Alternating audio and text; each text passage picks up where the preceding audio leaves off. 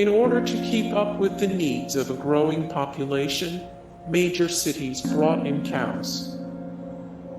In order to keep up with the needs of a growing population, major cities brought in cows.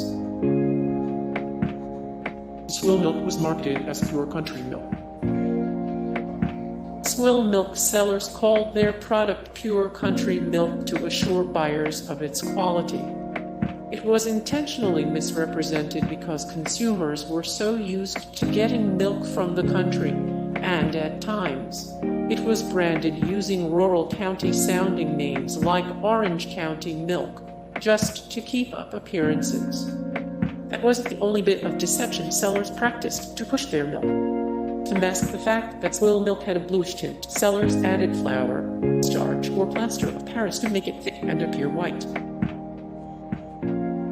Leslie Frank's illustrated newspaper wrote extensively on Swill milk, exposing the industry to the masses.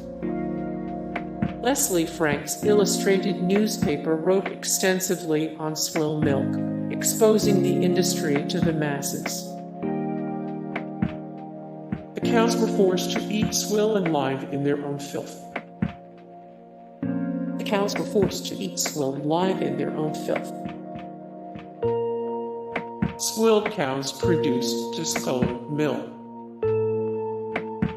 Swilled cows produced discolored milk. Because there were so many other diseases in the city, it took time for people to realize what was happening.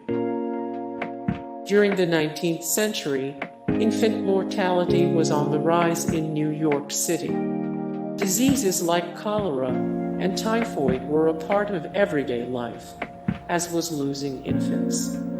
When children began dying from drinking swill milk, there was little reason to believe that anything was different from the status quo. Most weren't even aware the incidents were happening because of the milk, as all of the other mortality causes seemed like valid explanations. In 1857, over 8,000 infants perished from drinking swill milk. According to authorities, 8,000 infants perished from drinking swill milk in 1857. New York City Inspector David Reese wrote in 1857, "Distilleries in or near large cities. An intolerable nuisance and curse. Wherever they exist, their slops will furnish the cheapest food for cows, the milk from which is more pernicious and fatal, infant health and life, and alcohol itself to adults. So long as distilleries are tolerated in cities, cow stables will be their appendages, and the milk." Many lower and middle-class families at the time didn't have a lot of choice when it came to giving their kids the milk because it was the only affordable option for them. It's estimated that 50 to 80% of the milk consumed in northeastern cities was swill milk. Hey guys, thank you so much for the support and likes and comments down below, and also thank you so much for watching, and I look forward to see you in the next video. Then take care. Bye.